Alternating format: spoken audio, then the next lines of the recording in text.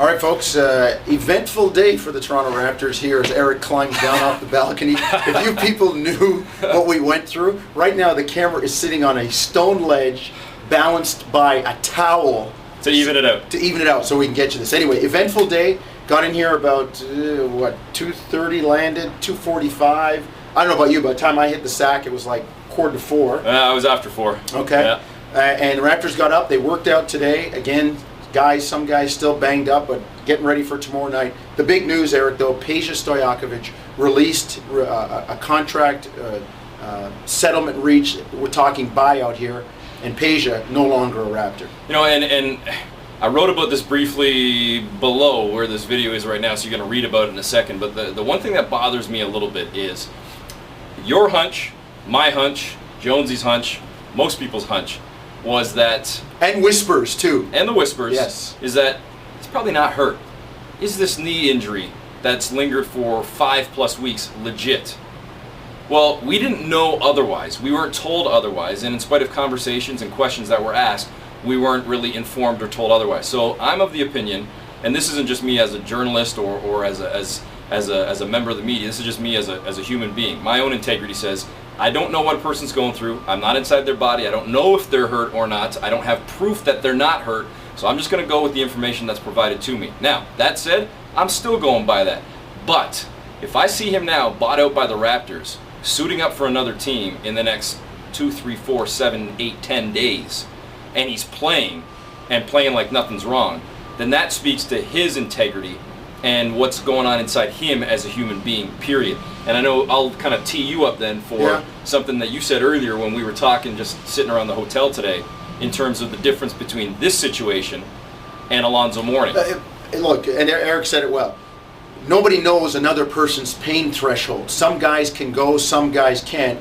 And it's always been my thing as an ex-athlete, an ex-player, and as a coach too at the university and provincial team level. When a kid, when a player, when a guy says he's hurt and he can't go, he's hurt, because you would hope that ethically the guy would want to be out there helping his team, let alone in a case where you're getting paid I don't know how many millions of dollars 15, and looking forward to maybe playing for some of that money this year and maybe extending your contract. That being said, what's the difference between Peja Stojakovic and Alonzo Mourning in that sense? People killed Alonzo Mourning.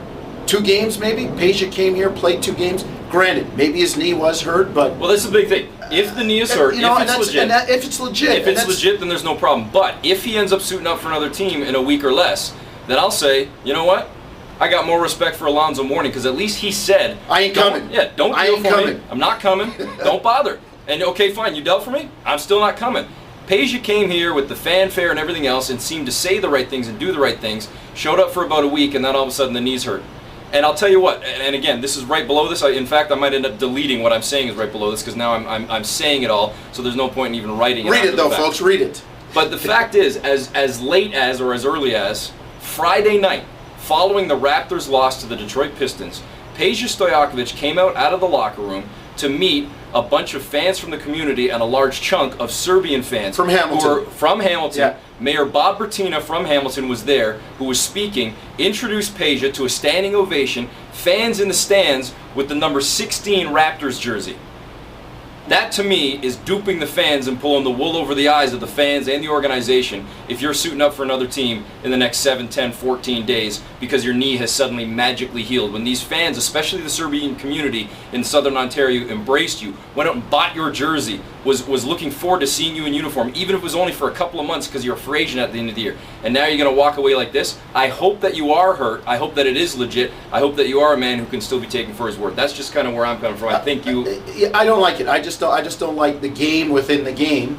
And, you know, as Eric said, the difference to me, 2 games. And again, this is all pending the fact that he is really hurt. If it's legit, then we're not taking a shot at the guy. Yes, no, there's nothing to take back. We are not taking a shot at the guy if it's a legit injury. And if it's a legit injury, all the best to you. Heal up, get healthy, but if it's more power to you. But if it's not, then come clean right away, say your piece, and let's be done with it. We may not agree, and we'll agree to disagree in an agreeable way. But the bottom line is, I don't like the way this all kind of went down. Now, the good news for the Raptors is they've got a roster spot coming close to the trade deadline. Wouldn't be surprised if they're sellers, if things don't turn around for them, and teams start looking at some of the veteran players that the Raptors do possess. Don't touch the young guys, but all of a sudden, if people want to look at some of the some of the guys that might be able to help them in a playoff run, and the right moves can be made, hey, anybody can be traded or moved at any time. And that's the thing. People that are saying, why would the Raptors do this? I know there's some critics that are coming out of the woodwork saying, what the heck are the Raptors thinking?